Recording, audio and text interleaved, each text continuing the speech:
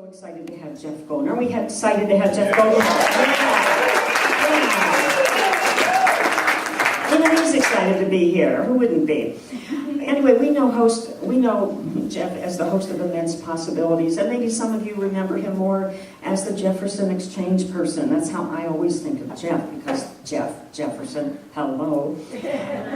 So he's the host of the Immense Possibilities, which is a TV and internet show where he interviews guests who are really creating a difference in our lives. They are helping to build communities. They are helping to really solve challenges that our current system doesn't serve.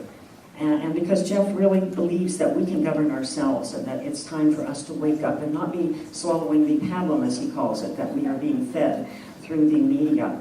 So Jeff came to Oregon, I understand, in 1972. After he spent some time at Harvard, and then he decided he wanted to be in the backwoods of Oregon. Isn't that a wonderful place to be? Learning to take care of himself, to take care of the land, and just really sinking into that land and being with it in a very real way. And then he came out of that in the avenue of public broadcasting and politics. He won a seat on the Jackson County Board of Commissioners. He also was the first Oregonian ever to be awarded the JFK Profile and Courage Award. He was chief of staff to Bill Bradbury, who was the president of our Senate at that time. And he's written 4 books. I don't know, maybe he's written more, but I know of 4. Watermelon Summer, Forest Blood, As If We Were Grown-Ups, and his latest one that I'm aware of is Unafraid, a novel of the possibility. He lives right here in Ashland. You can see him riding his little bike all over town with his little helmet on. I love the way he's such a conservationist. And he's very proud of his 2 children, Daniel and Sarah, I believe are their names. They live here in Ashland, born and raised here. They're doing their thing here. So, in a few minutes, we're going to welcome them up here, but let's give them a round of applause right now.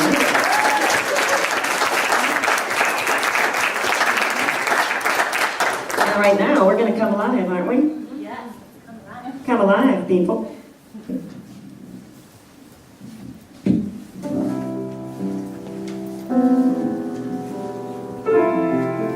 We felt this piece of music would really set the theme for today. It's based on the words of Reverend Howard Thurman. If you're asking what the world needs, don't waste your time. Ask yourself, what makes you come alive? What the world needs most is for you to shine.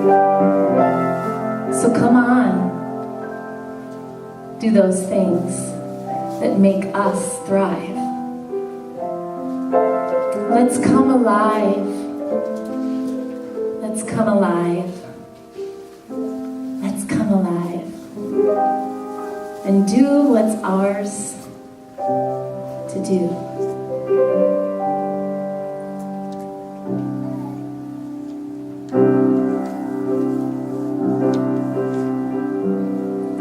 If you're asking what the world needs, don't waste your time.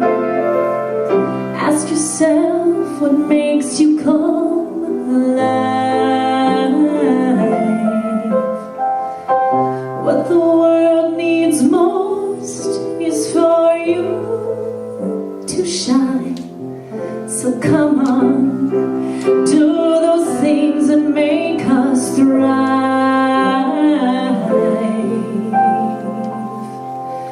Let's come alive.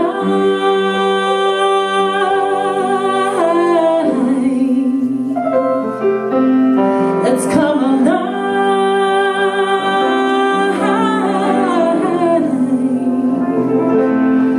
Let's come alive.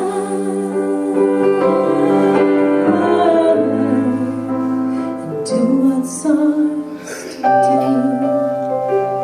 So let's get in our bodies a little bit more and stand up. And you have the words. They're on your seat or on a seat next to you. And we'd love for you to sing this with us. Just embody it in your own voice, in your own body.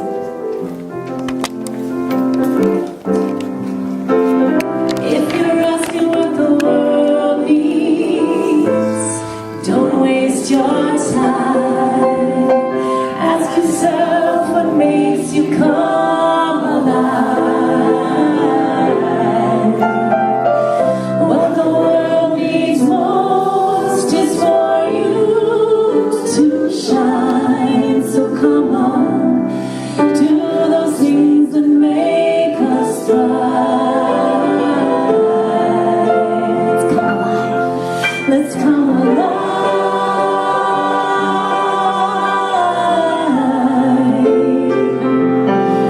Let's come alive. For more of those. Let's come alive.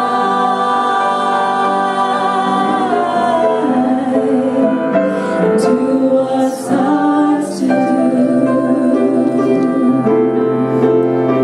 Sing it again. If you're asking what the world needs, don't waste your time. Ask yourself what makes you come alive. What the world needs most is for you to shine. So come on, do those things that make us thrive. Let's come alive.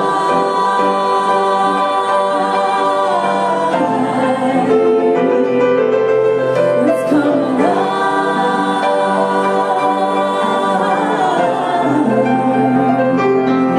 Let's come alive.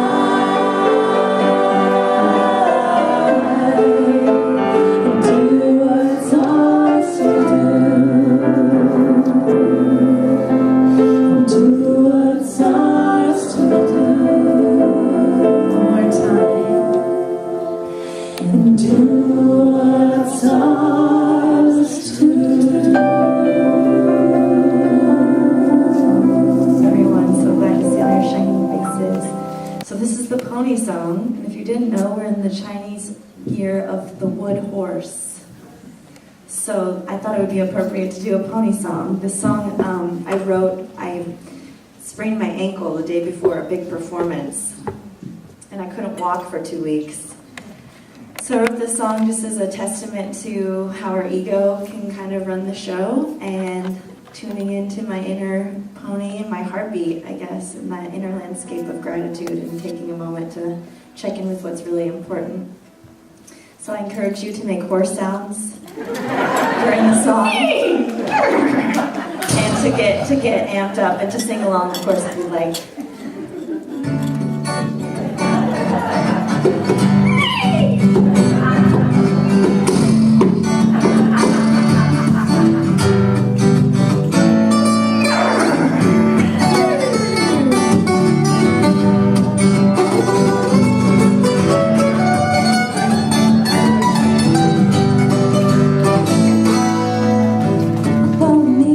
Dancing around, shake your mane up and down.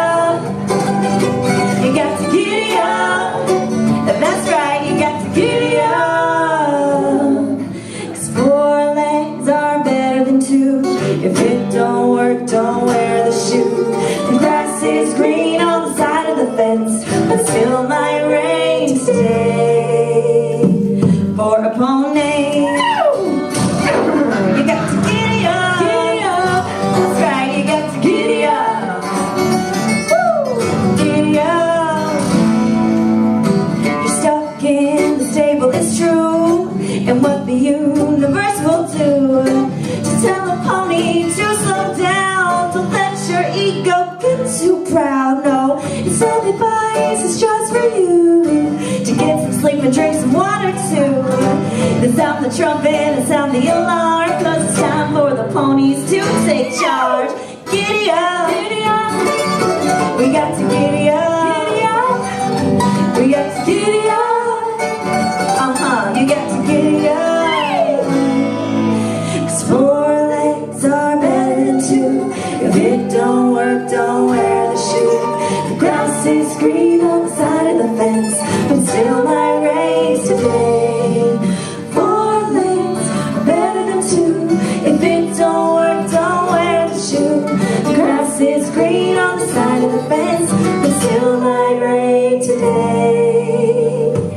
for Monet. At this point, I'd like to welcome the children up to the stage for their lesson as we take action. And giddy up, children. Gallop up here. Galloping up to the stage. And make some horse sounds. See on the ponies.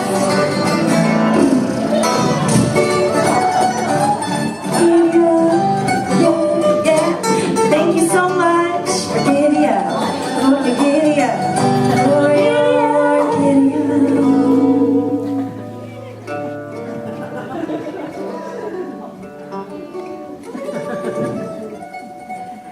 Yeehaw! That's your one more giddy up for the kids.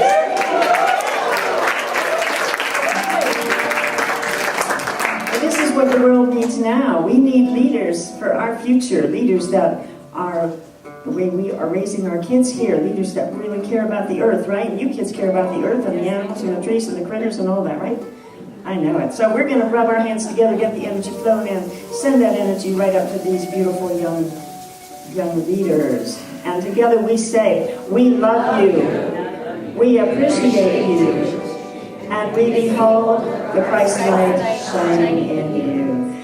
So all right, they're going to giddy up with their teacher. Thank you, Patrice.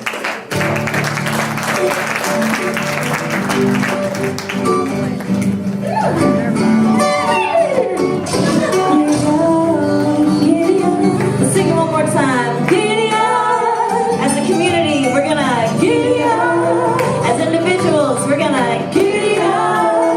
And as a universal planet, giddy up. Giddy up, giddy up, giddy up. You got to giddy up. Giddy up. Giddy up. You got to giddy up.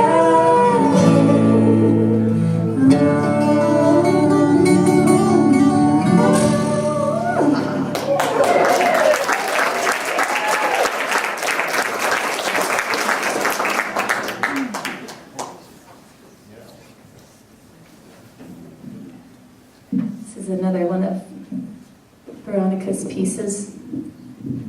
Thriving on Universal Love, right? That's right, Heather. In honor of the quote from the first song. And we have a part for you too, a little later on, so stay tuned for that.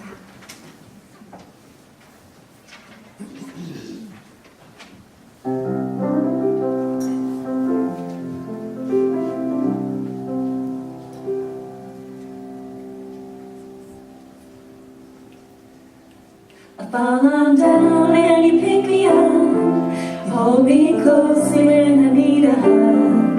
I fall on down and then you pick me up. You hold me closely when I need a hug. Thriving on universal love. Thriving on universal love. Thriving on universal love. Thriving on universal love. I fall on down and you pick me up. You hold me closely when I need a hug. I fall on down and you pick me up. You hold me closely when I need a hug. Thriving on universal love. Thriving on universal love. Thriving on universal love. Thriving on universal love. If everyone please stand with me, I have a little choreography for you. It's real simple, don't worry about it. On fall on down, you just bow your head. Pick me up, raise up. On I need a hug, reach out to someone, step closer. Bow to them, fall on down. Pick me up, just look into their eyes and say, hold me closely when I need a hug. On thriving on universal love, we'll just snap our fingers, take a little walk around the room, find a new partner. If you don't know it, just make it up. Look in someone's eyes, hold your sound, take this time. Yeah, the main thing is head down on falling down, head up, pick me up, hold me close, get closer to someone, take their hands if you can. Do it again. And then walk around on the thriving on the universal love. I just repeated all that you said, just in case you didn't hear it the first time. Fall on down and you pick me up. Hold me closely when I need a hug.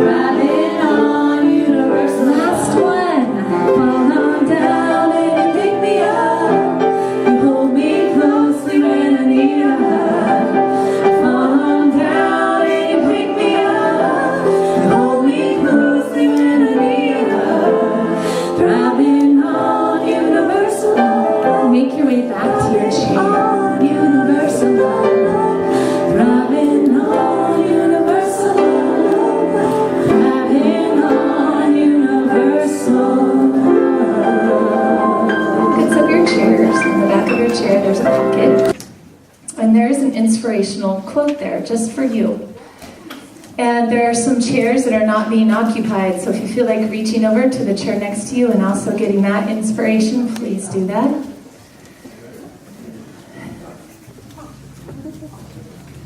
And just take a little time to read that and see what medicine there is for you in that. You might find other things too.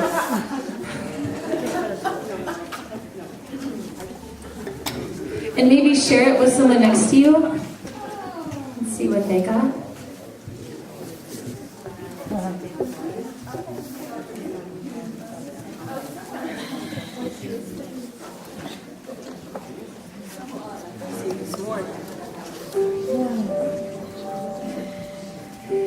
All right, and we're going to have a few of those read out loud. If you have a sticker on yours, a little star sticker or smiley face, if you could just stand up one at a time and read what you have, just from where you are.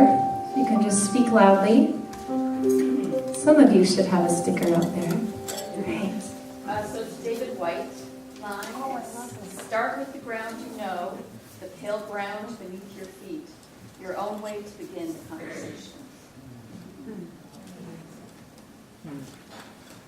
Whoever you are, no matter how lonely, the world offers itself to your imagination, calls to you like the wild geese, harsh and exciting over and over, announcing your place in the family of things. Mary Oliver. Tell me what you plan to do with your one and precious life. Mary Oliver. You are needed where you are. As in the heavens, each and every star fills appointed space. So you fill that space where God has need. Elizabeth Sarah Van.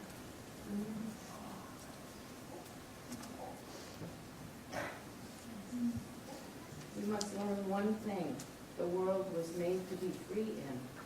Give up all the other worlds except the one to which you belong.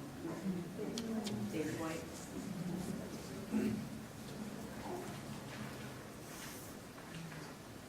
Anyone else? Can we only read if there's a sticker on it? Yeah. I'll just read a few more. We shape ourselves to fit this world, and by the world are shaped again. The visible and the invisible working together in common cause to produce the miraculous. David White. And also by David White. You are not a troubled guest on this earth. You are not an accident amidst other accidents. You were invited from another and greater night than the one from which you have just emerged. And one more, I don't know who came up with this, maybe some of you do. When you were born, you cried, and the world rejoiced. Live your life so that when you die, the world cries and you rejoice. When you were born, you cried, and the world rejoiced. Live your life so that when you die, the world cries and you rejoice. So we're going to let all that inspiration, all those reminders, take us in to a time of meditation and singing. It's a beautiful song by Karen Drucker, Blessing to the World. And you're welcome to sing along once we get going on it, but just kind of settle into your chair. And I often like to have both my feet down so that my pelvis is sitting comfortably on the chair and balanced. Slowing down your breath on the inhale and the exhale. Recognizing and letting go any tension that you may be holding in your face, your hands, your heart. And tuning into those areas.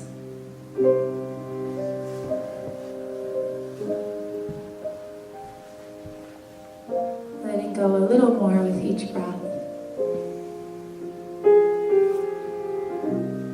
And if you can think of perhaps one thing that you bring to your your life, to the people around you, to the world. One thing that's really special about you and who you are and what you do. It might be something you're criticized for. But really find that one thing and praise yourself that you're here with that medicine for others to share. That you are where you are needed, that you said yes. You said yes to coming here, to inhabiting this body, this beautiful body on this beautiful planet. You said yes. Just praising yourself for that too. Starting with the ground, place that you are right now.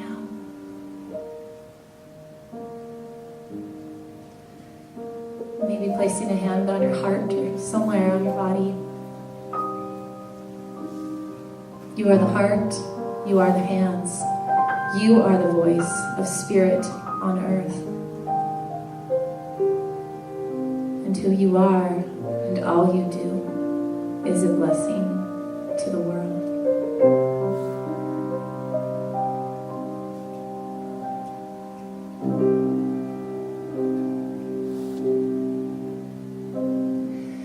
You are the heart, you are the hands, you are the voice of spirit on earth, and who you are, and all you do is a blessing to the world.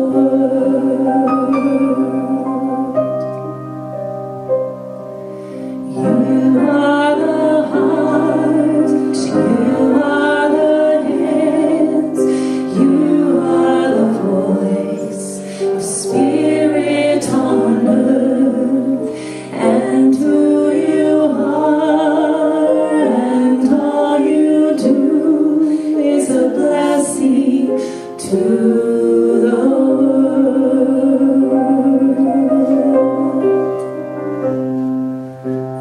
You are the heart, you are the hands, you are the voice of spirit on earth, and who you are, and all you do is a blessing to the world.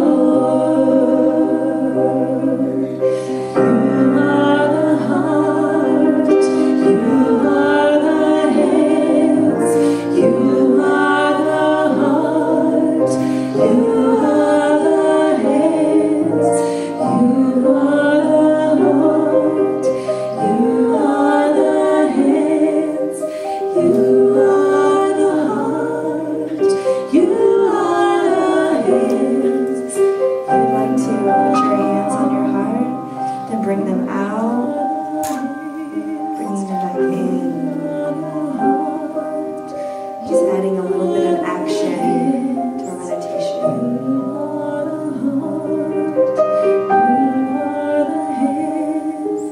Synchronizing our internal landscape with our external opportunities. You are the heart, you are the hands, you are the heart, you are the hands, you are the heart, you are the hands, you are the heart, you are the hands. Continuing to do that. You are the heart, you are the hands, you are the voice of spirit on earth, and who you are, and all you do is a blessing to the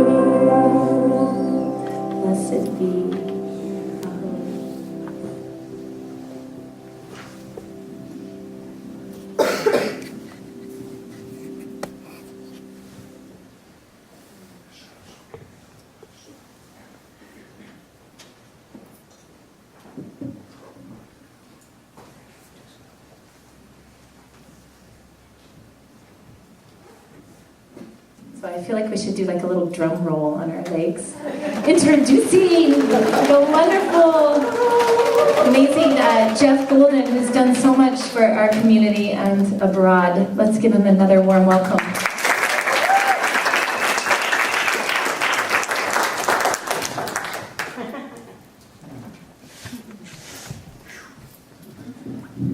Get myself together here after that.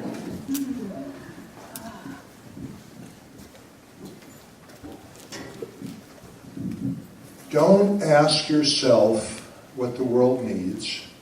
Ask yourself what makes you come alive and then do that. Because what the world needs is people who come alive.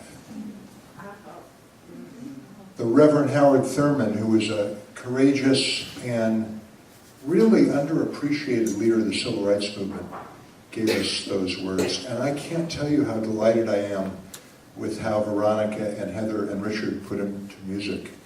Was that sensational?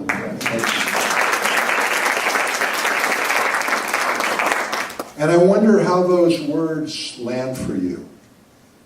Don't ask yourself what the world needs. Ask yourself what makes you come alive, and then do that, because what the world needs is people who've come alive. In part, I'm really tempted to just sit down now and be done, because I'm not at all sure I have words that can add to the value of that. Sometimes talking more is saying less, and we could let Veronica and Heather lead us through another round of that song, and then get in a circle, and then go eat something together.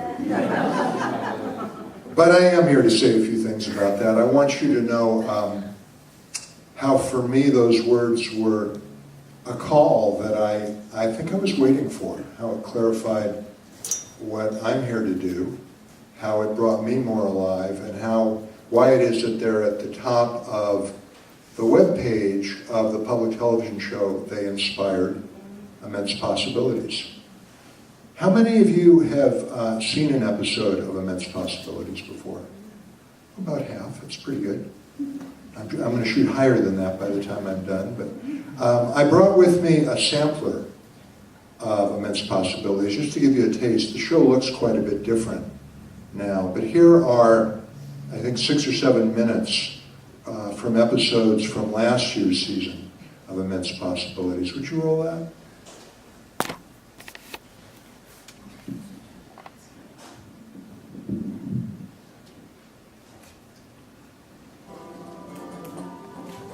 And when I saw people eating food at the garbage was when I decided that, well, I think we can do a little bit better than this.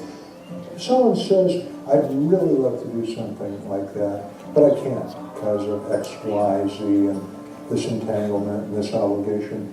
What would you say to them? Well, I think you can always find a reason not to do something, can't you?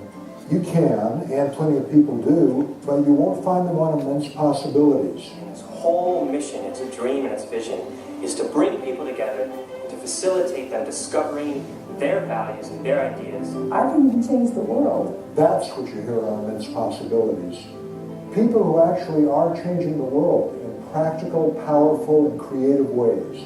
When I first heard about Immense Possibilities TV, I felt, oh my God, this is exactly what the world needs. Creatively transforming the places where they live to reflect those values, to reflect those dreams, and to make this world that we're living in the place we want it to be. And the reason I love the concept for this show is because it's not just about nice people doing nice things. It's about people with power, solving real problems. So let's meet some of them and see what they're up to. Here's a quick taste from recent episodes of the weekly television and internet series, Immense Possibilities. That moment of wonder is the source of all spiritual growth. How can we cut that off? How can we cut children off from that source of wonder? And we're in danger of doing that. Children are so much more open to what they can do, and they're learning possibilities, and you don't have the behavior problems when you're outside that you do when you put people in the little boxes. Do you know why that is? Well, a lot of us don't like being in little boxes. Here's one thing that I've learned about this, and it's that adults, especially adults that haven't gotten a chance to get outside as kids and do very much won't let their kids get that much experience outside either. I don't know what to do about this.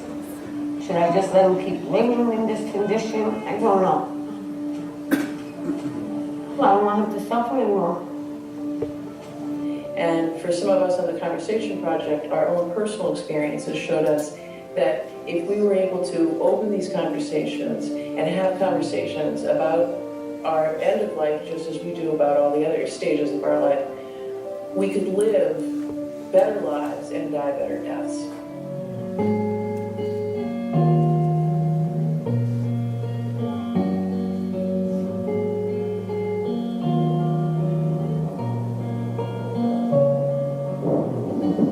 I was taking a little girl home after school and, just visiting her camp and seeing the muddy mattress on the ground with a teddy bear that was crusted in dried mud, and you could see a little pair of shoes off to the side, and you realize that that's where this child lives. That's their home. That's their bedroom.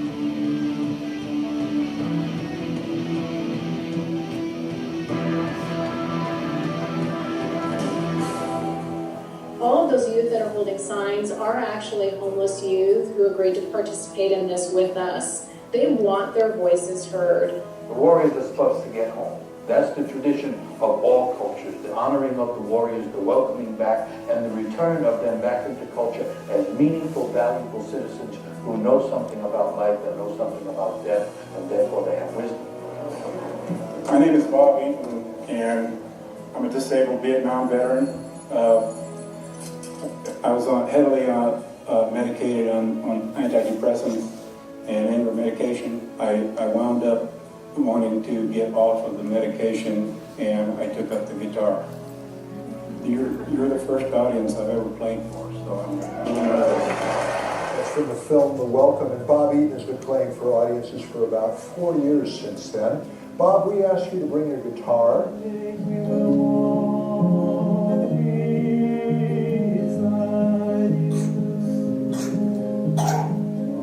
It's not only our duty, but our moral obligation as a society to say that if we send you off to war, you come back, you need our help, we're not going to leave you behind. There's so many amazing people in our generations that are really changing the traditional systems, traditional models of business, of what not-for-profits are like, what education is and what it should be. It's nice to wake up and be really pumped about what you're doing. How come they're not engaged? How come they don't care? Right. What would you like folks who hold that belief to think about, to know? I think cynicism and apathy come from being overwhelmed and feeling disempowered. And as surfers and tourists, we have a huge amount of power to make decisions that ensure that the beauty we go to see these places for in the first place is there next time we come back. What I would like older people to understand about our younger generation is that we absolutely will be going about activism in a different way. 1 in 4 girls and 1 in 6 boys will be sexually abused before age 18. But most will never report the abuse. They're too afraid, too ashamed. It exists in secrecy. That is its number one tool, is secrecy. And by having men speak out, by looking at changing our laws, by having programs of what you're doing today, it takes the shroud of secrecy away from it. How I dealt with being abused and having people blame me for it and have people calling me a liar was really hard. You want people to like you. You want people to love you. I think we have immense possibilities if we have the guts to stand up for what's right. The immense possibility for Surfing for Change is to be making these movies about the most current and important issues of our time. The immense possibility is that we will transform childbirth so that babies are born to mothers that feel strong instead of weak. What I see as the immense possibility is that this program leaves them with a sense of empathy for others. The immense possibility is that everyone can have access to the right kind of health care. We have 1 billion co-op owners around the world right now, And for me, the immense possibility is educating the next generation. What is the immense possibility of the work that you do? I believe that the media provides a forum for people to speak to each other, to dialogue, and that's the beginning of peace. Amy Goodman, it has been a complete pleasure having you on Immense Possibilities. Thank you so much for visiting Southern Oregon and for visiting Immense Possibilities. Thank you so much. I believe in immense possibilities. If you do too, just visit our archives at immensepossibilities.org to watch the full version of any of these samples or dozens of other episodes. We welcome your suggestions and support at info@immensepossibilities.org.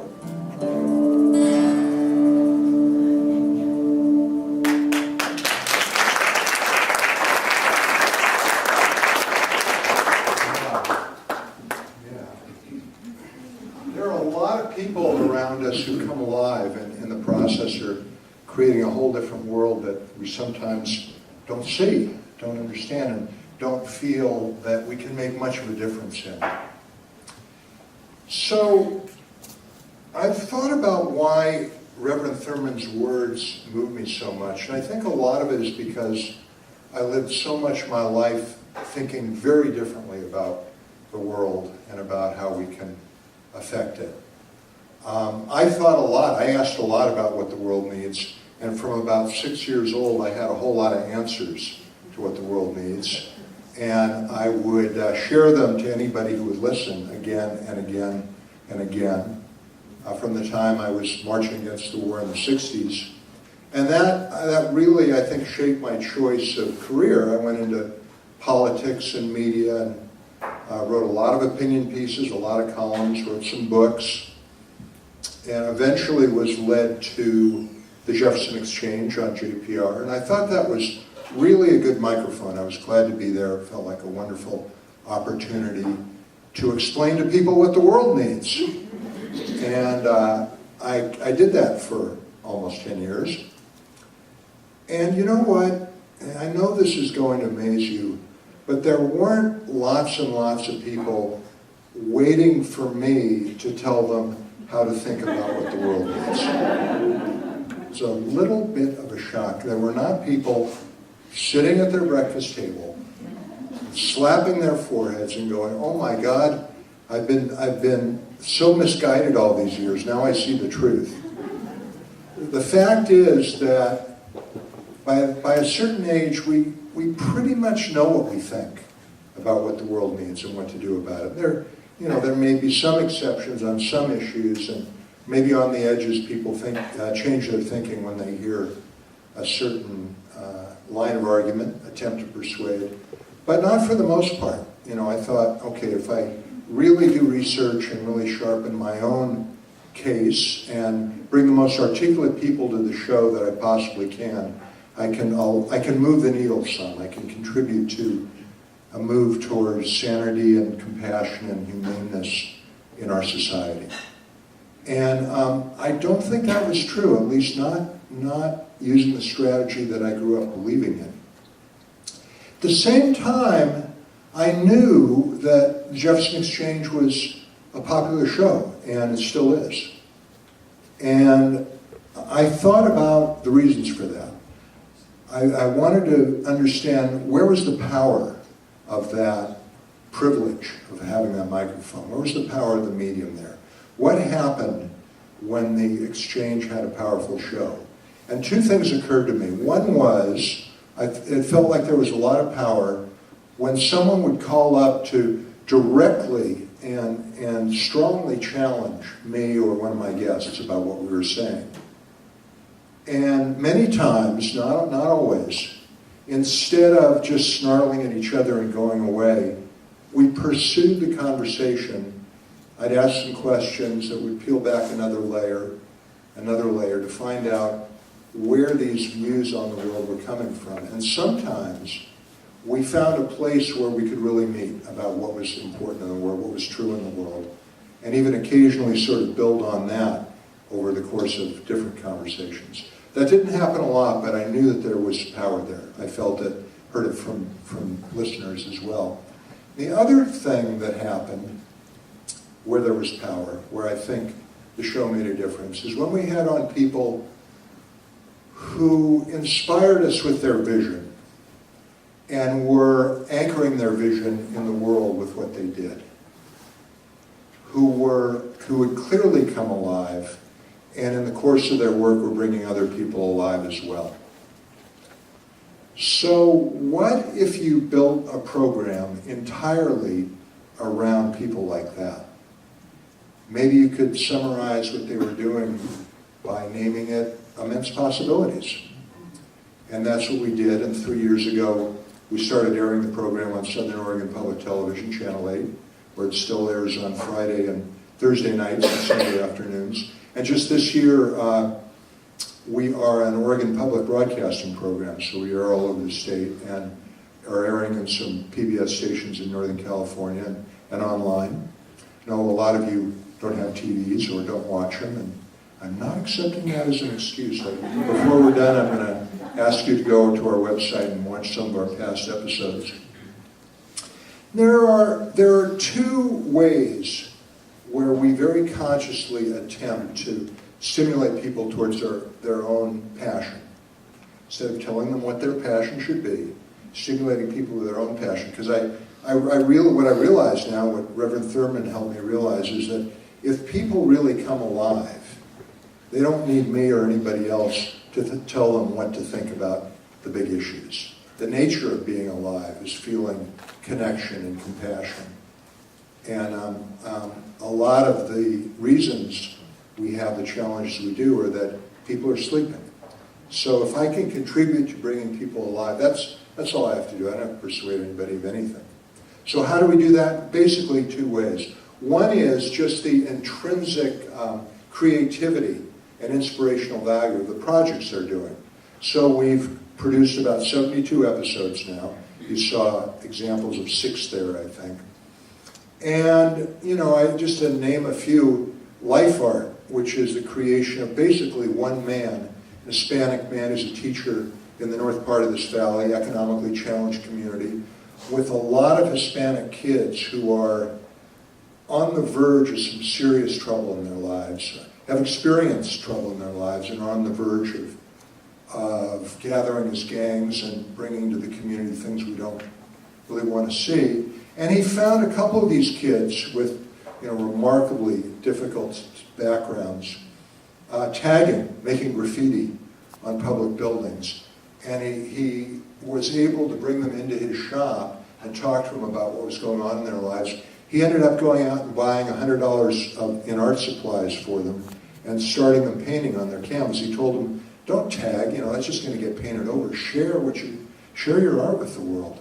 That was about 2 or 3 years ago, and now there have been a couple hundred kids involved in Life Art who were never artists before. They used spray paint, but not on canvas, and now they're showing their work around. They're selling their work.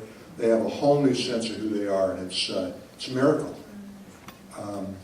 Our show, I think many of you know Farm to School, which is active in this community and around the nation, and it's turning around a whole generation of kids in terms of their relationship to food and how they eat and their whole attitude towards consumption. It's just a miracle. It's pretty simple, and it's a miracle because people have this vision and brought others alive, brought others volunteers alive with them. There's Ashland at Home that I think some of you are involved in. Very simple idea. It's called the Village Movement. It's a number of volunteers. Part of the problem is I think many people, if not most, I will say most people, want to give back. They want to contribute and are held back because they're not sure it will make a difference, not sure where to begin. And most of our guests on Immense Possibility have a suggestion for that, have an answer to the question, well, what can I do to make a difference? Ashland at Home is a good example. In a couple hours a week doing very basic, fairly easy things, collectively people in this community are helping seniors stay in their homes longer rather than going off to institutions they don't want to go to. Simple and powerful and bringing people alive. We did a show in our first, I just thought of this just now, we did a show in our first season called Keeping People Warm. And we started out with the Jackson County Fuel Committee, which I think many of you know. Again, volunteers. If you go out by the North Freeway exit there, you'll see a wood lot where wood is donated by all kinds of people, and volunteers go and cut and split and stack it and deliver it to dozens and dozens of families who would have trouble staying warm in the winter otherwise. And we wanted to pair that with a guest from somewhere else. Almost every show, if you start watching, you'll notice we have local guests and then guests by Skype from other places. And the reason for that is we want to say to viewers, if you like this, if this stirs you, you can get involved tomorrow. This is easy. Talk to this person next to me. Here's their phone number or website. And by the way, this isn't just a group of dedicated people here in this community. This is part of a national movement. And let me introduce you to this person on Skype who's doing something similar or overseeing a national or global movement doing the same thing. So I had a little trouble finding somebody for the Jackson County Fuel Committee. I didn't find anyone doing just exactly the same thing anywhere. But I found this 22-year-old woman in Detroit who created something called the Empowerment Plan. And she was a clothing design student. She needed a master's project. And right around her campus were a lot of homeless people who were really cold, occasionally dying in Detroit. You know, we've experienced the last month. They have in spades in Detroit all the time. And for her project, she designed a combination parka and sleeping bag. And figured out, over a year's time, figured out how to manufacture it so that it would work and that it would be affordable. And she got some funding, and now, about 3 years later, she has given full-time jobs to, I think, about 36 homeless people making these garments and marketing them all over the world. Isn't that amazing, wonderful, and simple? So I'm going to confess that a lot of the reason for Immense Possibilities is my own personal therapy. Because, you know, like I'm sure just about everybody in the room, I can get pretty discouraged reading the headlines. I wake up to NPR and read the paper, and don't ask me why. I check a couple of websites. And I can go pretty far down, absorbing what's going on in the world. And then many days, a few hours later, I'm finding guests and inviting them onto Immense Possibilities, and I get lifted all the way back up and then some by what they're doing. So that's one of the ways we try to inspire people, just showing them what's going on in the world. There's something else that we attempt, and it's just conscious, that has less to do with the literal content of their projects and more to do with who they are. Just about everyone I have on Immense Possibilities glows when they start talking about their work. They manifest what it means to be alive. And it is really attractive. It certainly is to me, and I think it is to a lot of people. You know, I think we share a general sense that one of the things we need to have a community and a world we want is more involvement, more engagement. More people need to be attentive citizens, members of the community. I think that's a shared belief. It's certainly my strong belief. And a lot of us have tried to make that happen in some pretty clumsy, ineffective ways. Basically with shoulds, scolding people. You need to do this, you need to go to meetings, you need to vote, you need to do all that, you need to be more involved. That's your duty as a citizen. And, you know, you can shame people into a little engagement for a little while, but it doesn't last. Sure doesn't work for me, being on that side of the scolding finger. So this is a different thing. This is showing people the gold that's available to folks who get more engaged, what it does for their lives, just watching them and listening to them. And my sense is that I don't know how conscious it is, but I think there are a lot of viewers who see our guests and go, wow, I want some of that. I want some of that in my life. Do you remember the movie When Harry Met Sally, the scene in the restaurant? The woman says, I'll have what she's having. That's what we hope some of our viewers are saying when they watch Immense Possibilities. So there are two elements that I'd like to talk about quickly about Immense Possibilities that we're also consciously attempting to do. And they both have to do with bridge building, bringing together people who are by and large, not coming together very much in our society, maybe even not so much in this community. And one has to do with bringing different generations together. You probably noticed some of that in our little sampler reel. My sense is that you'd be hard-pressed to find a healthy society or a healthy culture where the generations were separated, where they didn't mix very much. Mixing of generations historically has been a sign of the health of cultures that work. And we've done a pretty good job of segregating our generations. You know, certainly there are exceptions. But by and large, we don't talk very much to each other, unless you know, in your own household you do. But other than that, we don't understand each other very well. I think that the boomer generation largely holds the younger generations. You hear the word slacker a lot. And, you know, there's a Time magazine feature about all these 20 and 30-somethings living in their kid's basement in a real negative way. And man, is that not mostly what's going on with 20 and 30-somethings? And that's who we really try to bring on the show, because, you know, they sure, you know, I want the torch to be carried further to pass it on. And there are young people so ready to pick it up. Many of them already have. I think you know some in this community. And the young man, Kyle Tierman there, who, you know, a world-class surfer who founded Surfing for Change to get surfers and young tourists involved in things that benefit the third world places that they go. He said it perfectly in there. We need to understand, and I was slow to get this, that our activism is going to look different from your activism. So that's really important, and gives me a lot of hope. We have a lot to learn from each other that we haven't yet learned. So, and the other bridge, and I mentioned this earlier when I talked about the Jefferson Exchange and the power of people talking over the old barriers and trying to understand each other from different political or philosophical camps. We're trying to bring together people who have been talking in silos instead of each other in this country. You know, there's a view that we're terrifically polarized in this country, and there are ways in which it's true. There are ways in which I think that's real overblown. And we want to bring people together to hear what's true for one another in a better way than has been happening. And we do that, we've done that a little bit directly. If you go to our archives, you'll find a show which we think is the very first broadcast anywhere of a panel of Tea Party and Occupy leaders. And some interesting things happened on that show. But we haven't done a lot of shows like that. More, it's indirect.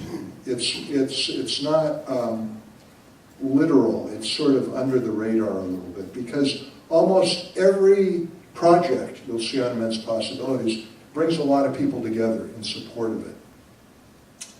And they're people with really different ideas about things. And they are not coming together to talk about President Obama or Sarah Palin or same-sex marriage or taxation or anything like that. They're coming together to help a project feed hungry people or protect kids from sexual abuse or find this epidemic of homeless youth, find shelter for them, or help seniors stay in their home. That's what they care about. That's why they're together. And in the course of doing that work together, they discover that the person working next to them with the Looney Tune political ideas really isn't such a bad person. They really are interested in something bigger than themselves, and maybe they're worth getting to know. So our hope is over time, maybe those bridges get built under the radar as people do what makes them come alive and start recognizing themselves in other people that they have thought of as the other up until now. I think that's about all I have to say about Immense Possibilities, other than, if you haven't seen the show, please watch. You can watch at 8:30 on Friday nights, 10:30 on Thursday nights, or 4 p.m. Sunday afternoons on SOP TV, Channel 8. You can watch any of our episodes once they're aired for the first time, about 70 now, in our archives anytime you want, immensepossibilities.org. And if you do that, and if you resonate to what we're doing. If you think, in fact, maybe it is a way to deliver on Reverend Thurman's invitation for people to come alive, and that in the course of coming alive, some good things can happen for this community and the world.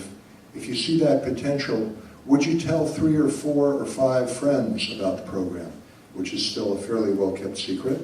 We don't have much in the way of marketing. Our marketing is people who get what we're trying to do and want to spread the word. I would ask you to do that, because I think if this show lifts off, it will be because people tell their friends about it.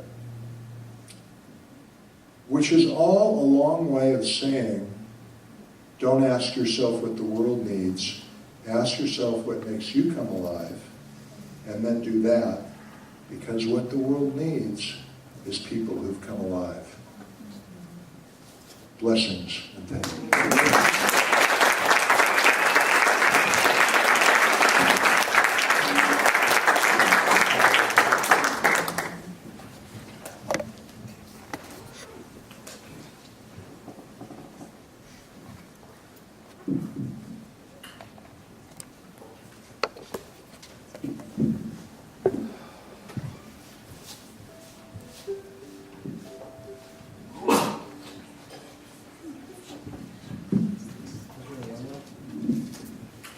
Thank you, Jeff.